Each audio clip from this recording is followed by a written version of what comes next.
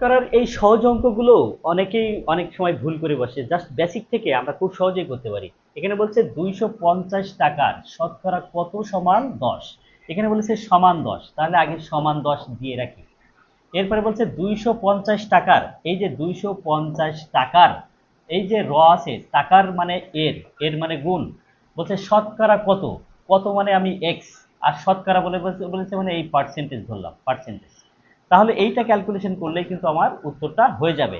তাহলে দেখেন এটাকে আমি কিভাবে লিখতে পারি, এটাকে আমি এইভাবে লিখতে পারি, এই 250কে ওই পাশে নিয়ে যাই, তাহলে এক্স পার্সেন্ট, পার্সেন্ট মানে কিন্তু 100, আর এইখানে যে 10 ছিল 10, আর এই 250 এই বাম পাশে থাকলে গুণ ছিলে এই পাশে হয়ে যাবে ভাগ 250।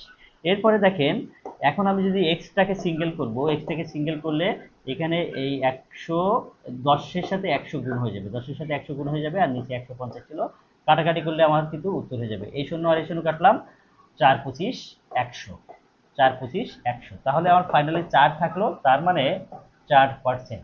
তাহলে 250 টাকার শতকরা কত, এটা 4%। এই অঙ্কটি যদি বুঝে থাকেন তাহলে এই অঙ্কটি করে কমেন্টসে জানান। শতকরা শতাংশ কিন্তু একই, শতকরা শতাংশ কিন্তু একই, এইগুলো অপশন, কত উত্তর হবে সেটা কমেন্টসে জানান। সবাইকে ধন্যবাদ, চ্যানেলটি অবশ্যই লাইক কমেন্টস ফলো দিয়ে পাশে থাকবেন।